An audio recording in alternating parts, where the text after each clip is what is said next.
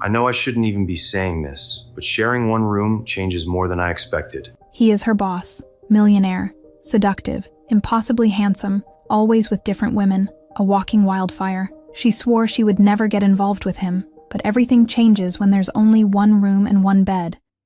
Chapter 1. One room, one bed. It's just one night, unless it changes everything. This was a nightmare, not the metaphorical kind where you show up to work in your pajamas or forget an important presentation. This was an actual, literal, biblical-level nightmare involving rain that hadn't stopped in 6 hours and roads that were now more river than asphalt. I stared at my phone screen, scrolling through accommodation apps with increasing desperation while water hammered against the car windows like it had a personal vendetta against us. Anything, Dominic asked from the driver's seat, his voice that infuriatingly calm tone he used when everything was falling apart. Define anything, I muttered, tapping on yet another listing. Because if you mean a motel, that's definitely a horror movie set complete with flickering neon sign and probable ghost infestation, then yes, I found several. He glanced at my screen and I watched his jaw tighten, which was the closest thing to panic I'd ever seen from Dominic Kane, millionaire, serial dater, and unfortunately, my boss for the past 3 years.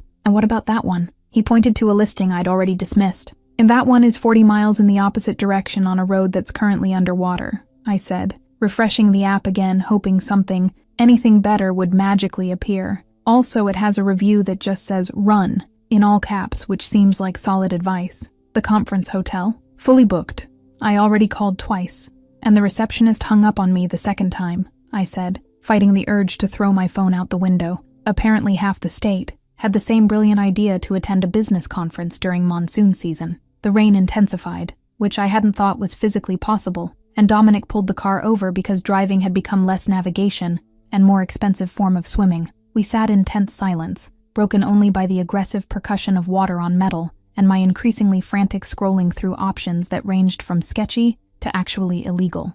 This one has availability, I said, clicking on a listing with poorly lit photos. Why does it have availability? Because the last review mentions bed bugs and possible satanic rituals in the basement. Hard pass.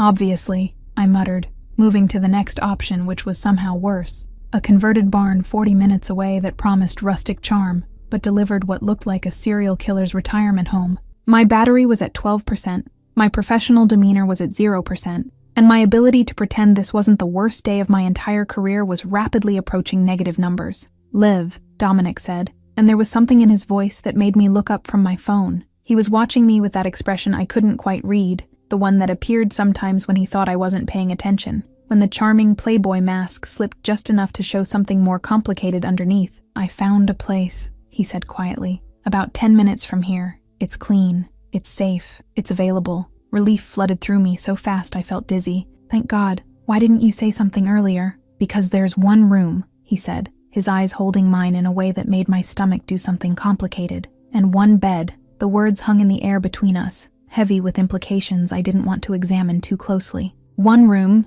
one bed, with Dominic Kane, the man who flirted with everything that moved, who went through women like most people went through coffee, who I'd spent 3 years carefully keeping at arm's length because he was exactly the kind of dangerous I couldn't afford. I looked back at my phone, at the parade of horror show options still loading on my dying battery, at the reality of spending the night in some sketchy location where my biggest worry would be survival rather than professionalism. Then I looked at him, at the man who, despite being an absolute nightmare in the romance department, had never once actually crossed a line with me, who kept things playful but never predatory, who I trusted in a way I really shouldn't given his reputation. The rain hammered down, the sky had gone dark, and every instinct I had was screaming that staying in this car wasn't an option. I took a breath, closed my eyes for a second, and made a decision I knew I'd be overthinking for the rest of my natural life. "Fine," I said. "One room, one bed, but we're establishing ground rules and you're sleeping on the floor." He smiled, that infuriating, charming smile that probably worked on every other woman in his orbit but had never quite worked on me. "Wouldn't dream of anything else," he said, already putting the car in drive. And as we pulled back onto the flooded road heading toward what was either salvation or the biggest mistake of my professional life, I couldn't shake the feeling that everything was about to change. I just didn't know if I was ready for it. Chapter 2. How We Got Here. We crossed this line a long time ago. We just pretended we didn't. 3 years earlier, I'd walked into Dominic Kane's office with my resume in hand and my expectations firmly at rock bottom. I needed a job. He needed a secretary who wouldn't quit after 2 weeks of dealing with his very specific brand of chaos, and somehow we'd made it work, despite every logical reason we shouldn't have. The problem, and there was always a problem with men like Dominic, was that he was annoyingly good at his job when he bothered to focus.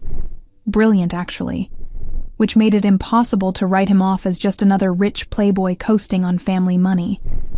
He'd built his company from the ground up, turned a small tech startup into a multi-million-dollar enterprise, and managed to do it all while maintaining a social calendar that would exhaust a professional athlete. "Liv," he'd said on my first day, leaning against his desk with that smile that probably had a body count in the triple digits. "Let's establish something right now. That you're my boss and I'm here to work," I'd replied, already exhausted. That you're the first secretary I've hired who looks at me like I'm a particularly irritating math problem instead of a solution to financial security. "Is that supposed to be a compliment?" "It's supposed to be refreshing," he'd said, and there was something almost genuine in his expression. "I have a feeling you and I are going to get along perfectly." He'd been right, which was annoying. We'd fallen into a rhythm that worked. I managed his calendar, fielded calls from women whose names I never bothered learning, scheduled his actual business meetings between his very busy personal life, and somehow kept the entire operation running smoothly. And he flirted, constantly, relentlessly, like it was an Olympic sport he was training for.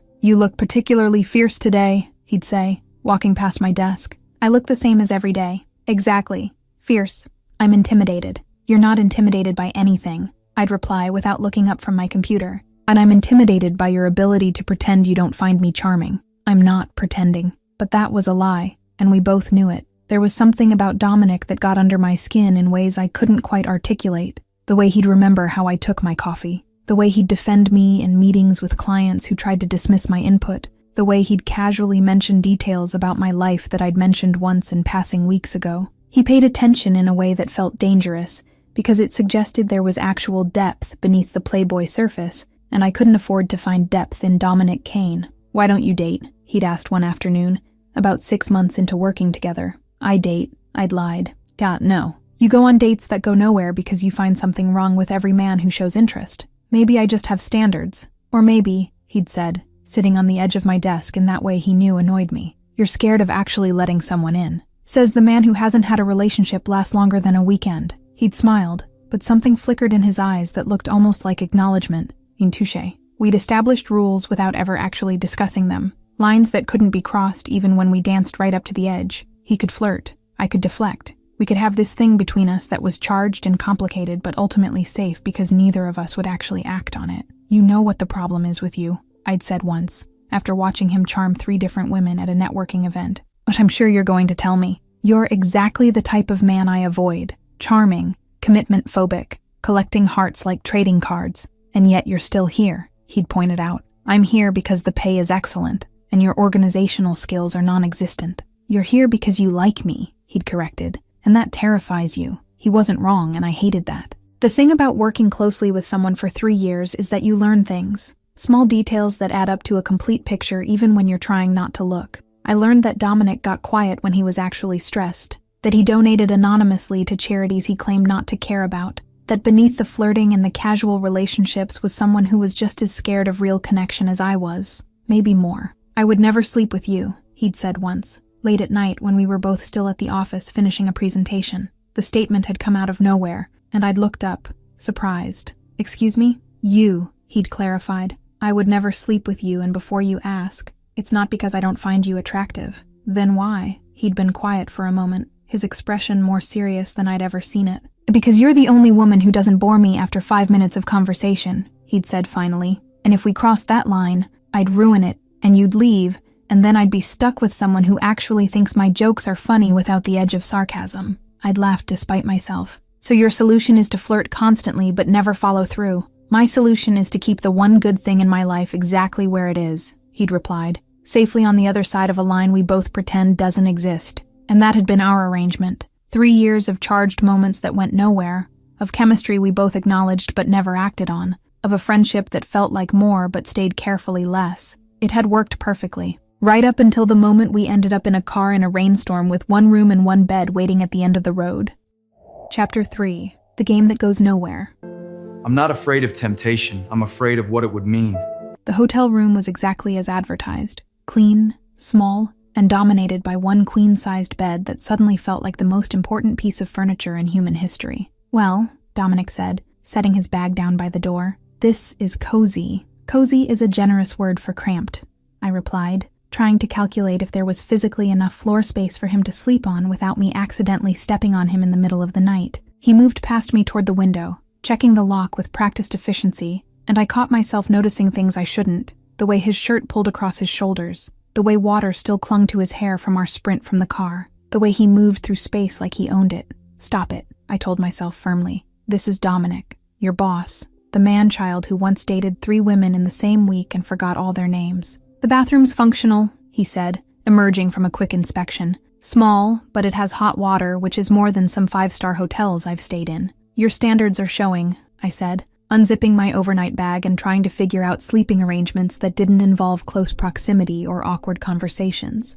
"My standards are excellent. You've met some of the women I've dated. Meeting them and being impressed by them are 2 very different things," I shot back, pulling out my pajamas and immediately regretting that I'd packed the tank top and shorts set instead of something more conservative. He grinned, that infuriating smile that suggested he knew exactly what I was thinking. You know what your problem is, Liv. I have a feeling you're going to tell me regardless of whether I ask. You think every relationship has to end in marriage or it's a failure," he said, settling into the room's only chair like he was holding court. "Some people just enjoy the moment without needing to plan the future. Some people avoid real connection by convincing themselves casual is enough," I countered, hanging my dress in the small closet. Some people avoid real connection by judging everyone who doesn't meet their impossibly high standards." The observation hit closer than I wanted to admit, and I turned to face him, finding him watching me with that look he got sometimes, the one that suggested he saw more than I wanted him to. "I don't have impossibly high standards," I said. "I just refuse to settle for men who treat relationships like disposable entertainment." "Men like me, you mean? Your words, not mine." He stood up, moving closer, and the room suddenly felt smaller, the air thicker. "You know what I think," he said, his voice dropping lower.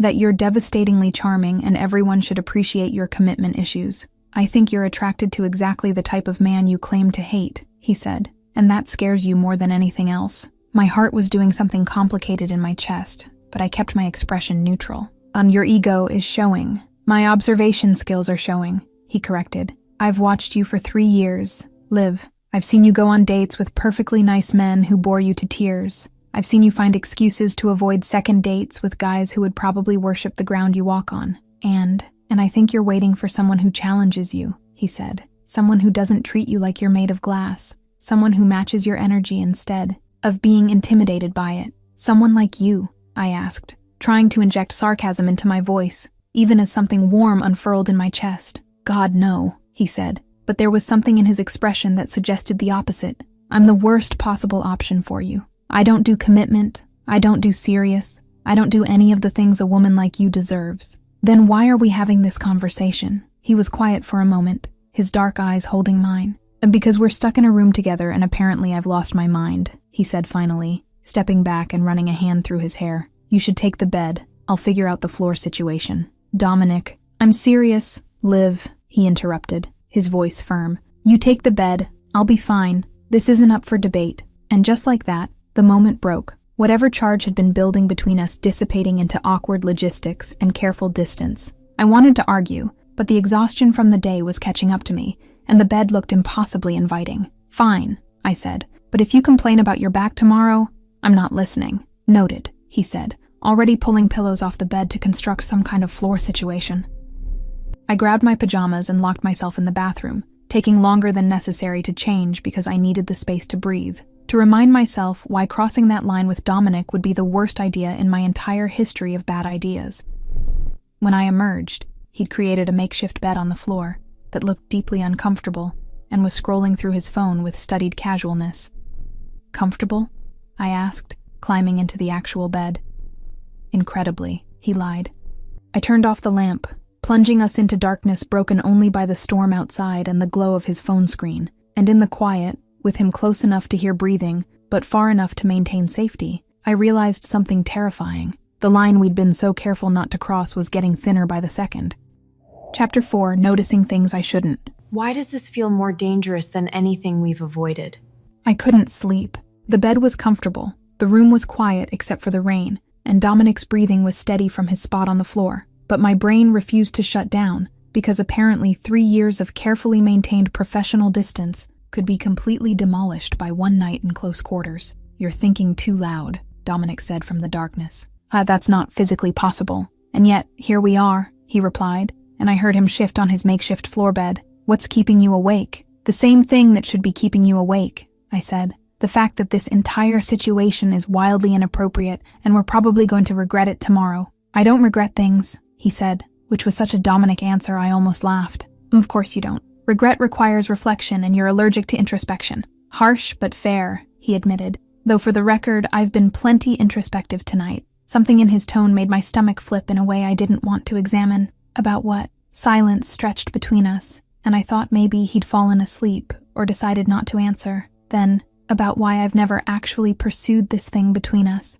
My heart stopped. "And there's no thing between us. Liv," he said, and there was something almost gentle in how he said my name. "We've been dancing around this for 3 years. You know it. I know it. Probably everyone in the office knows it. That's just our dynamic," I protested. "We banter, we flirt. It doesn't mean anything, doesn't it?" he asked, and I heard him sit up. "Because from where I'm lying, literally on the floor to avoid being in the same bed as you, it feels like it means quite a lot." I should have shut this conversation down, should have reminded him about professional boundaries and appropriate workplace behavior, but something stopped me. Maybe it was the darkness making honesty easier. Maybe it was exhaustion lowering my defenses. Or maybe it was 3 years of pretending finally catching up to me. "Why didn't you?" I asked quietly. "Pursue it, I mean." He was quiet for so long I thought he wouldn't answer. "And because you're the first woman in my entire adult life who made me want to be better," he said finally. And I was terrified that if I tried and failed, if I reverted to my usual pattern of casual and temporary, I'd lose the one person who actually sees me as more than just a good time.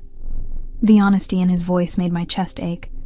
"And that's surprisingly self-aware for someone who claims to avoid introspection. I contain multitudes," he said, and I could hear the smile in his voice, most of them deeply flawed but occasionally insightful. "Dominic, you don't have to say anything," he interrupted. "I'm not asking for anything. I just thought maybe after 3 years of pretending, one honest conversation wouldn't kill us." But he was wrong, because this conversation was killing me, killing every carefully constructed wall I'd built, every logical reason I'd given myself for keeping distance, every excuse I'd made about why Dominic Kane was exactly the wrong type of man for me. "You're right," I admitted into the darkness. "About everything," I said. "The thing between us, the dancing around it, all of it. And you're also right that it terrifies me because you're not wrong about your patterns and I can't be another woman who thought she could be the exception." "I know," he said softly, "which is why I'm sleeping on the floor instead of doing what I actually want to do, which is proving to you that some patterns are worth breaking." The words hung in the air between us,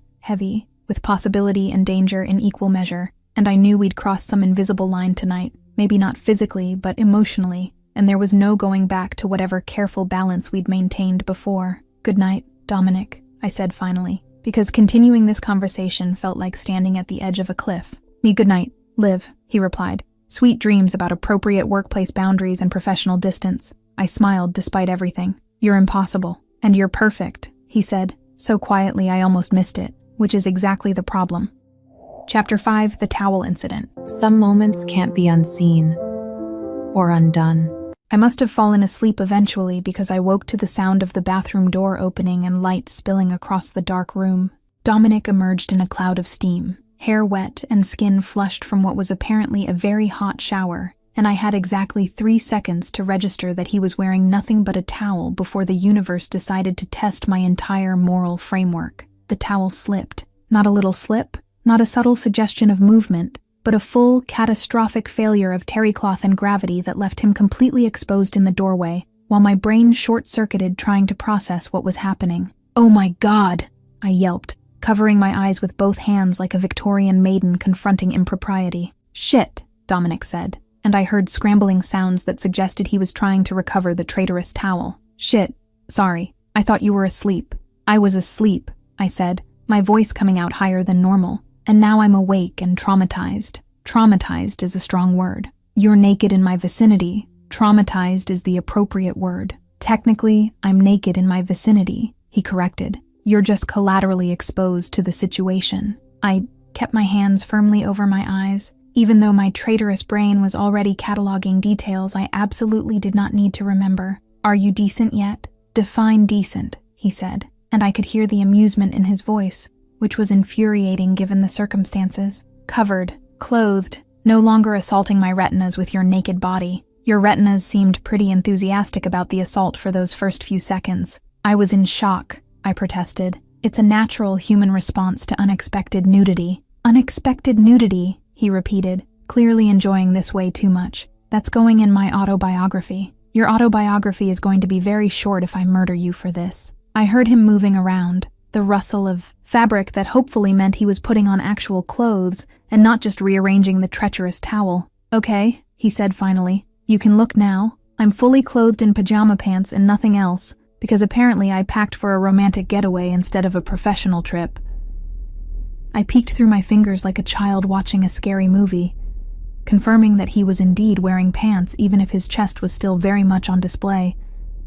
And you own shirts, I pointed out, trying to look anywhere except at the defined muscles that I absolutely had not noticed. I've seen you wear them multiple times. It's kind of your signature look. It's hot, he said, settling back onto his floor arrangement. The storm knocked out the air conditioning, and I'm not sleeping in a full outfit just to protect your delicate sensibilities. My sensibilities aren't delicate. They're appropriately calibrated for normal. Professional boundaries, he said, and there was something darker in his voice now. Is that what we're still pretending this is? My heart was racing, and I told myself it was from the shock of the towel incident, and not from the way he was looking at me in the dim light. What else would it be? I don't know, Liv, he said, but I'm pretty sure coworkers don't usually have the kind of tension we have. The kind where a accidentally dropped towel feels like the most significant thing that's happened all week. It's significant because it's inappropriate, I said, trying to inject conviction into my voice. And tomorrow we're going back to normal and pretending this entire night never happened. Are we? He asked, sitting up properly. Now, because I don't think I can do that anymore. Pretend that seeing you every day doesn't make me question every casual relationship I've ever had. Pretend that the reason I never pursue anything serious isn't because no one measures up to the woman who sits outside my office and tolerates my nonsense. I should have shut this down, should have reminded him about the rules we'd established, but the honesty in his voice was demolishing my defenses faster than I could rebuild. Dominic, I know, he interrupted. I know I'm exactly the wrong type of guy for you. I know my track record is terrible. I know you have every reason not to trust this, but Liv, that towel dropping was maybe the least awkward thing about tonight because at least nakedness is honest. That's a terrible metaphor. It's 3 a.m, and I'm sleeping on a floor to avoid touching you, he said. My metaphor skills are compromised. Despite everything, I laughed, the tension breaking just enough to let me breathe. This is insane, I said. Completely, he agreed, but I've been insane about you for 3 years, and tonight just made it impossible to pretend otherwise. The rain had softened to a gentle rhythm against the windows, and in the quiet that followed, I realized we'd crossed another line. Maybe not the physical one we'd been so careful about, but something just as significant. You go to sleep, Dominic, I said finally, before one of us says something we can't take back. Pretty sure we already did, he replied, but he lay back down. Good night, Liv. Good night, I whispered. And for the record, you should probably invest in a better towel. His laugh was warm and genuine in the darkness. Noted. Chapter 6, The Rain Night. I chose distance because I didn't trust myself not to feel everything. And I understood. Neither of us slept after that. The towel incident had shattered whatever pretense of normalcy we'd been clinging to, and now we just lay there in the darkness, the rain a constant soundtrack to our mutual insomnia. Can I ask you something? Dominic said, after what felt like hours of loaded silence. You're going to regardless of my answer. Why do you work for me? He asked, and there was genuine curiosity in his voice, not the playful teasing I was used to. You're brilliant. You could work anywhere. Do anything, but you've stayed for 3 years organizing my chaos. I stared at the ceiling, considering how honest to be. Because you're the first boss who never underestimated me, I said finally. You're infuriating and inappropriate, and you have the attention span of a caffeinated squirrel, but you've never once treated me like I was less capable than I am. That's a low bar, he said quietly. You'd be surprised how many men can't clear it. The rain intensified again, and I heard him shift on the floor. I'm tired, Liv, he said, and there was something raw in his voice. Not physically, I mean existentially. I'm tired of being the guy everyone expects me to be. The charming playboy who doesn't take anything seriously, who treats relationships like they're temporary entertainment. Then stop being that guy. It's not that simple, he said. That guy is safe. He doesn't get hurt because he doesn't let anyone close enough to matter. He doesn't fail at relationships because he never really tries. My chest ached at the vulnerability in his admission. When did you become so scared of trying? I asked. He was quiet for a long moment, and I thought maybe I'd pushed too far. Nah, my parents had the kind of marriage that looked perfect from the outside, he said eventually. Country club events, charity galas, all the right appearances, and behind closed doors they barely spoke to each other, stayed together for image and convenience, and the absolute terror of being alone. Dominic, I watched them for years, he continued. Watched my father have discreet affairs, watched my mother pretend not to notice, watched them both perform happiness while being completely miserable, and I decided I'd rather be honest about being casual than dishonest about being committed. The pieces were clicking into place, the pattern of behavior that everyone judged, but no one really understood. So you chose to never try at all, I said softly. I chose to never lie about what I could offer, he corrected, which seemed kinder than promising forever and delivering nothing. That's the saddest thing I've ever heard. It's realistic, he said, but there was no conviction in his voice. It's terrified, I countered. You're so scared of becoming your parents that you've made sure you'll never have what they didn't. Actual connection, real intimacy, someone who knows all your flaws and chooses you anyway. And you're any different, he asked. Not cruelly, but with that sharp observation that cut through pretense. You go on dates with men you know won't work out, find excuses to avoid anything that might actually matter. You're just as scared as I am. You just hide it better. He wasn't wrong and I hated that.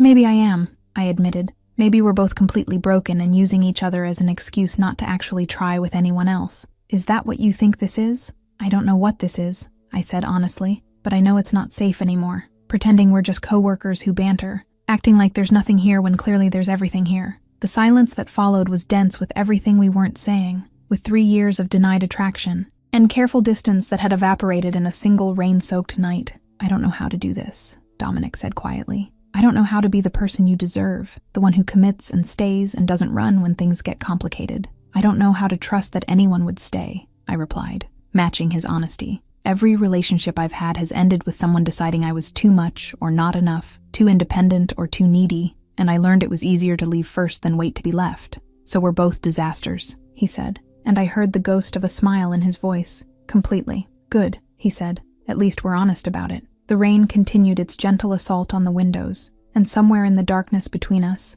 something fundamental had shifted, not into romance or resolution, but into understanding, raw and uncomfortable, and absolutely terrifying. We were seeing each other clearly for the first time, and neither of us knew what to do with that. Chapter 7, The Limit. If I cross this line now, there's no going back. The storm had other plans for us. Around 4 a.m, the power went out with a finality that plunged us into absolute darkness, the kind where you couldn't see your hand in front of your face, where every sound became amplified and slightly threatening. Dominic, I said, hating how small my voice sounded. But I'm here, he replied immediately. Just the power, nothing to worry about. But then there was a crash from somewhere in the building, loud and jarring and completely unexplained, and my body moved before my brain could override it. I was out of the bed and across the room in seconds, my heart hammering as I fumbled in the darkness trying to find him. Liv, his voice came from directly in front of me. It's okay. Probably just something falling in the storm. My hand found his arm and I gripped it harder than necessary, embarrassed by my reaction but unable to let go. I know, I said. I know it's nothing. I know, he interrupted gently, and I felt him shift, his other hand coming up to steady me. You hate not being in control. Darkness takes that away. The fact that he knew that he'd paid attention to enough small moments over 3 years to understand this about me, made something crack in my chest. We stood there in the absolute darkness, his hand on my arm, mine gripping his, both of us breathing too fast for a situation that didn't warrant this level of panic. I should go back to the bed, I whispered, but I didn't move. You should, he agreed, but his grip tightened slightly. Another crash, closer this time, and I stepped forward instinctively, closing the distance between us until I could feel the heat of him, until the darkness felt less suffocating because I wasn't alone in it. I live, he said, and there was something strained in his voice. You need to step back. Why? Because if I touch you right now, he said, his voice dropping to something rough and honest, it won't be as your boss or your friend or the guy who keeps things safely casual. If I touch you now, it won't be a game anymore. My breath caught, because that was exactly what I wanted, and exactly what terrified me. Dominic, I mean it, he interrupted, and I felt him physically pulling away,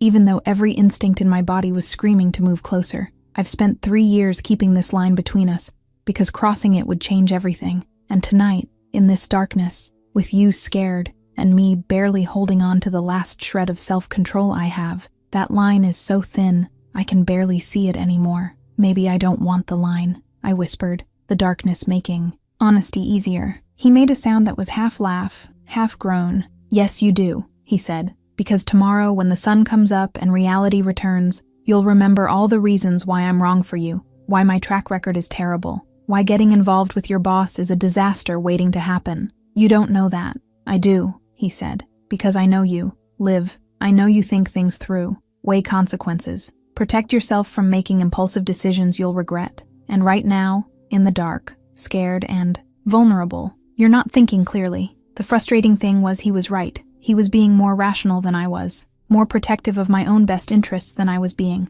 and I both loved and hated him for it. So what do? I asked. We survive this night, he said. We get through the darkness and the storm and the absolute torture of being this close without crossing lines. And tomorrow we figure out if any of this was real or just adrenaline and proximity. And if it's real, the silence stretched between us, heavy with possibility. Then we deal with it when we're both thinking clearly, he said finally. When you're not scared and I'm not barely holding myself back from doing something we might both regret. I wanted to argue, wanted to push back against his logic, but exhaustion and emotion were catching up to me. Okay, I whispered. Okay, he echoed. Now go back to bed, Liv, please, before my self-control completely evaporates. I moved back through the darkness, finding the bed by memory, and climbing in while my heart continued its erratic rhythm. The power stayed out, the storm continued, and neither of us slept, but the line held, barely. Chapter 8, The Day After. Pretending nothing happened hurts more than the truth. Morning arrived with cruel sunshine and the kind of clarity that made last night's confessions feel both more real and more terrifying. The power had returned sometime around dawn, and I woke to find Dominic already up, dressed in yesterday's slightly wrinkled suit and looking exactly like the composed professional I'd worked with for 3 years, like nothing had happened. Coffee, he offered, holding up a cup from the hotel's lobby, his tone perfectly pleasant and completely neutral. Thanks, I said, taking it, and hating how normal he sounded when my entire internal landscape had been rearranged. The drive back to the city was quiet, both of us maintaining careful distance, and by the time we reached the office, I'd almost convinced myself we could go back to our usual dynamic. I was wrong. And Dominic, a woman's voice called the moment we walked through the door, and I recognized Claire from accounting, beautiful and blonde and exactly his type. There you are. I was hoping we could grab lunch today. I watched him smile, that charming, effortless smile he used on everyone. Sounds perfect, he said. Noon work for you? Perfect, she replied, her hand touching his arm in a way that made my stomach clench. He didn't pull away. I went to my desk and told myself this was fine. This was normal. This was exactly how things had always been, and last night changed nothing. But it had changed everything, and pretending otherwise was physically painful. You okay? My coworker Jennifer asked, appearing at my desk with coffee and concern. Fine, I lied. Why? Because you're staring at your computer screen like it personally offended you, she said. And you've been typing the same sentence for 5 minutes. I forced myself to focus, to push down whatever complicated feelings were trying to surface. Just tired, I said. Long night. I bet, she replied with a knowing look. Stuck in a hotel room with Mr. Tall, dark, and commitment issues? Sounds exhausting. It was just work, I said too quickly. Sure it was, she said, clearly not believing me. Hey, speaking of work, that new consultant from the merger is here today. Apparently he's been asking about you. About me? Yeah, Jake something. He's in conference room B if you want to say hi, she said.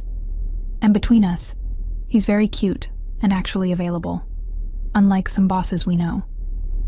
I shouldn't have gone, should have stayed at my desk and maintained professional distance from everyone. But something, contrary in me, wanted to prove I wasn't sitting around pining for Dominic Kane. Jake was cute, Jennifer was right about that, tall with an easy smile and the kind of uncomplicated energy that should have been appealing.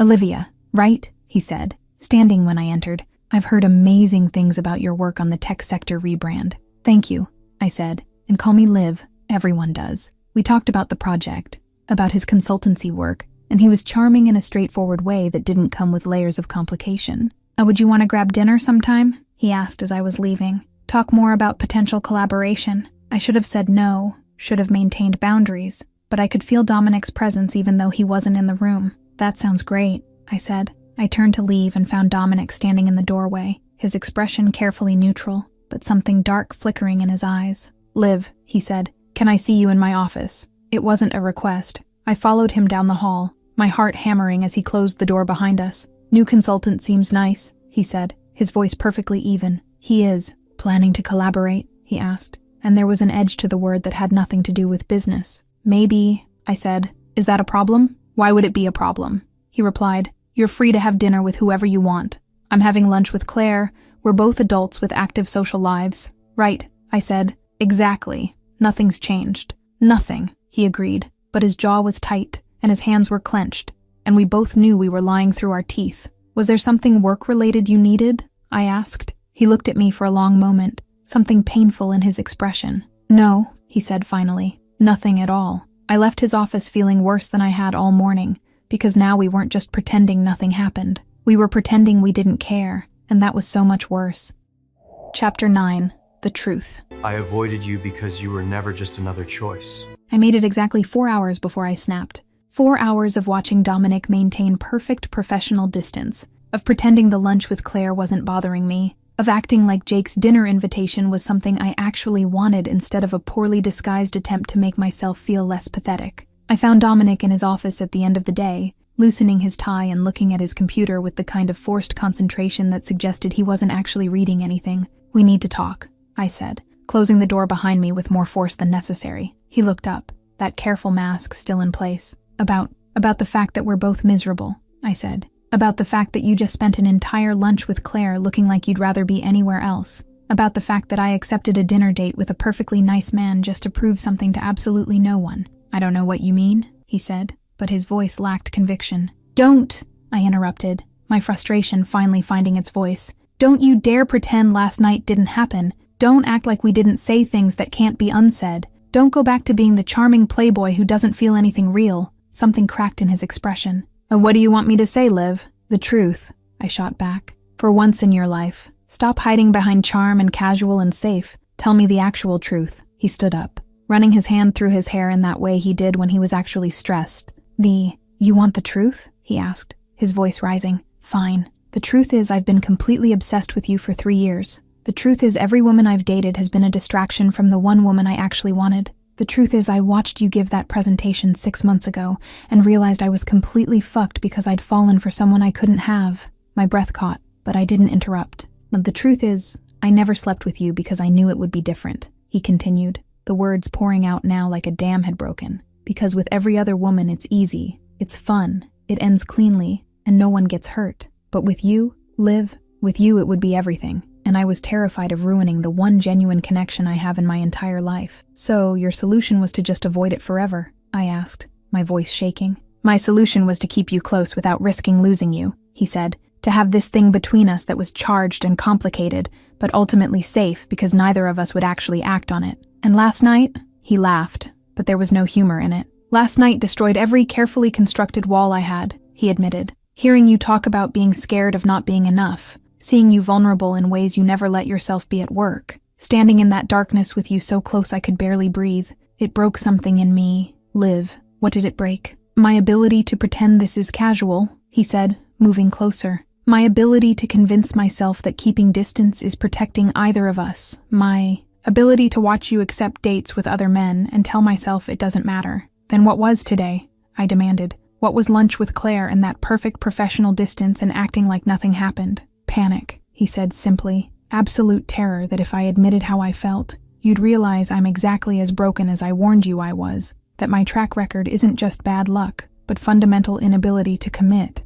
that wanting you and being good for you are 2 completely different things." My chest ached at the raw honesty in his voice. "You're an idiot," I said. He blinked, clearly not expecting that. When, excuse me, you're an idiot if you think I don't know exactly how broken you are, I continued. I've worked with you for 3 years, Dominic. I've seen you sabotage potential relationships. I've watched you keep everyone at arm's length. I know your patterns better than anyone. Then why? Because I'm just as broken, I interrupted. Because I do the exact same thing with different methods. Because we're both terrified of the same thing, and it's not commitment or intimacy or any of the surface-level excuses we give. It's being seen completely and still being chosen. The silence that followed was absolute. Last night you saw me, I said quietly, scared and vulnerable and completely unable to maintain the competent professional mask I wear. And instead of using it against me or dismissing it, you protected me from myself. You held that line when I was ready to cross it. You chose my well-being over what you wanted.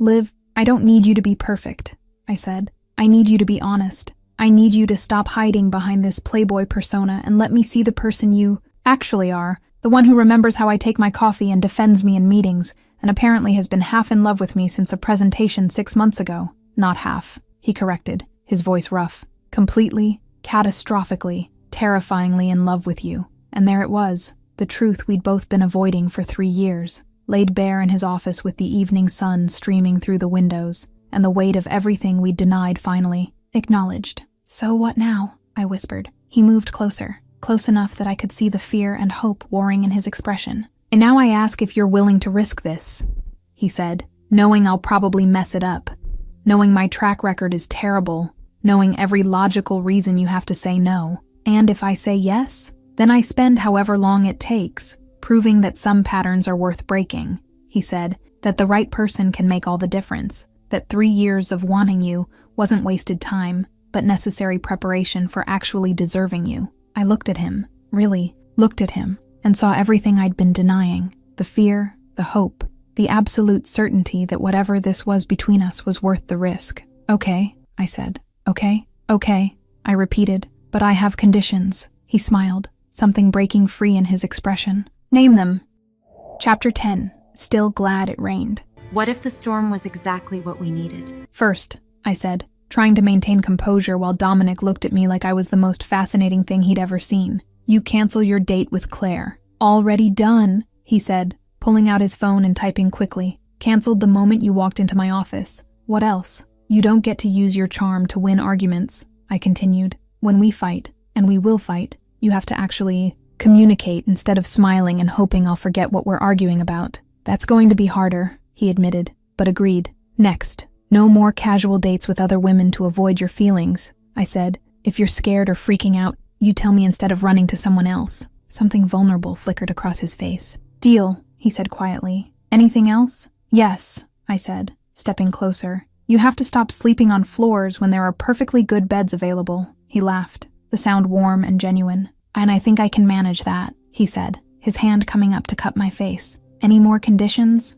Or can I kiss you now? One more, I said, even as my heart raced. You have to invest in a towel that actually stays on. His expression shifted from tender to mortified in record time. Oh my God, he groaned. You're never going to let me live that down, are you? Never, I confirmed cheerfully. That's going in my autobiography. The night my boss's towel betrayed him and changed everything. That's a terrible title. It's accurate though, I said. 1 minute I was maintaining professional distance. The next I was trying to erase images from my brain that are now permanently burned there. You're making this sound worse than it was, he protested, though he was smiling. It was pretty bad, I said. There was full frontal nudity at 4 a.m. There was scrambling.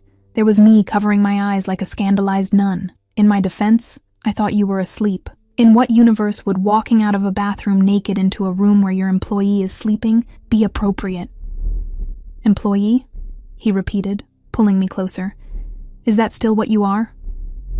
I'm pretty sure HR is going to have questions, I said. We should probably disclose this relationship to avoid any conflicts of interest. We should, he agreed, his thumb tracing my cheekbone. Tomorrow, right now, I have more pressing concerns. Like the fact that I've wanted to kiss you for 3 years, and if I have to wait another second, I might actually lose my mind. I smiled, feeling lighter than I had in years. Then kiss me already, you dramatic idiot. He did. And it was everything 3 years of tension and denial and carefully maintained distance had promised it would be. His mouth on mine was hungry and tender and absolutely devastating in its intensity. his hands in my hair, my back against his desk. 3 years of want condensed into a single perfect moment. When we finally broke apart, both breathing hard, he rested his forehead against mine. So, he said, his voice rough. About that dinner date with Jake. Cancelled, I said. Cancelled the moment you admitted you were catastrophically in love with me. Good, he said, because the jealousy was actually killing me. I was planning very unprofessional ways to sabotage that dinner. Like what? Scheduling emergency meetings, creating fake crises, possibly bribing him to leave the country, he admitted. I wasn't proud of it, but I was committed. To the plan. I laughed against his lips. You're insane. About you, yes, he agreed, kissing me again, slower this time, completely and utterly insane. We stayed like that for a while, trading kisses and confessions. 3 years of denied attraction finally finding its outlet in his office after hours, while the cleaning crew probably wondered why the lights were still on. I should take you to dinner, he said eventually. Properly, like a date that doesn't involve forced proximity and storm-related trauma. That sounds nice, I said, but first you need to tell me something. Anything. Are you actually going to be able to do this? I asked, the question I'd been too scared to voice. Commit to one person? Build something real? Not run when it gets complicated? He was quiet for a moment, his expression serious. Honestly, I'm terrified, he said. Terrified I'll mess this up. Terrified I'll revert to old patterns. Terrified I'll somehow prove I'm exactly as broken as I think I am. But I'm more terrified of not trying, he continued. Of spending the rest of my life wondering what could have happened if I'd been brave enough to risk it. You make me want to be better, live, not in some cliché rom-com way, but genuinely. You make me want to be someone worthy of the way you see me. My chest ached in the best way. You already are, I said softly. He smiled, that rare, genuine smile that transformed his entire face. So, he said, dinner, proper date, me trying very hard to impress you. Sounds perfect, I agreed, though you should know. You already impressed me when you gave up a bed to sleep on a terrible floor. That floor was truly awful, he said. My back still hasn't forgiven me. Poor baby, I teased. Next time maybe secure your towel better and avoid the whole situation. He groaned, dropping his head to my shoulder. You're never letting that go. Never ever, I confirmed, running my fingers through his hair. It's my trump card forever. He pulled back to look at me, his eyes warm with affection and amusement. You know what? He said. What? I'm still glad it rained, he said. Still glad the roads flooded and the hotels were full and we ended up in that tiny room with one bed, because without that storm, I might have spent another 3 years pretending I didn't want this. I kissed him again because words felt inadequate. Me too, I whispered against his lips. Best terrible storm of my life. And somewhere outside, the city continued its endless rhythm, completely unaware that 2 people who'd spent 3 years dancing around the inevitable had finally stopped pretending. The end.